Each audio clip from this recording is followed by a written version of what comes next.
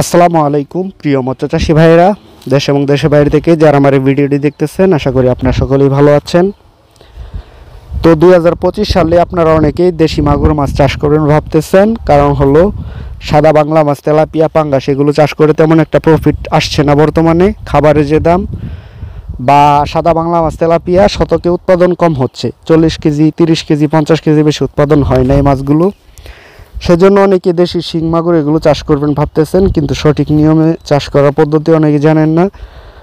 তো ভিডিও স্ক্রিনে দেওয়া নাম্বারে যোগাযোগ করতে পারেন, আমার সাথে পরামর্শ করতে পারেন, বা এই চ্যানেলে কয়দিন পর একটা ভিডিও দেওয়া হবে দেশি মাগুর মাছ চাষ নিয়ে।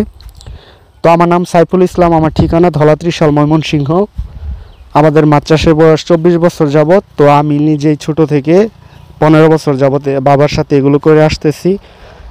তো কোন মাছ চাষে কীরকম লাভ হয়, বর্তমানে খরচ হয় কীরকম, প্রতি কেজিতে উৎপাদনে বিক্রি হয় কত, কোন মাছটা শতকে কত পিস চাষ করবেন, বা শিং মাগুর চাষ করে অনেকেই ভাইরাস ধরে, অনেকেই বলে তো ওই ভাইরাস না হওয়ার জন্য কি কি মেডিসিন দিবেন অগ্রিম, বা ভাইরাস হয়ে গেলে কোন মেডিসিনটা কিভাবে দিলে রোগবালাই ভালো হয়, এই বিষয়ে আল্লাহর রহমতে প্র্যাকটিক্যালি করাইতে সবার খোঁজখবর রাখতে সবই শিখে গেছি, জানি।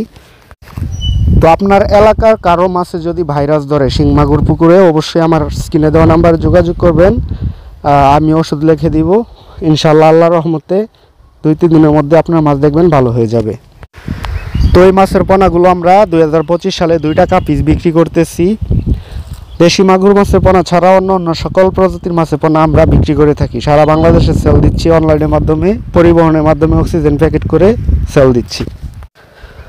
তো এই মাছের পোনাগুলো 100% দেশি মাগুর মাছের পোনা। এই ভিডিওতে দেখতে পাচ্ছেন এগুলো গত বছর পোনা বিক্রি করার পরে কিছু মাছ থেকে গিয়েছিল পুকুরে। তো এই বছর রেণু ছাড়ার জন্য পুকুর শুকিয়ে প্রস্তুত করার সময় মাছগুলো পেয়েছি।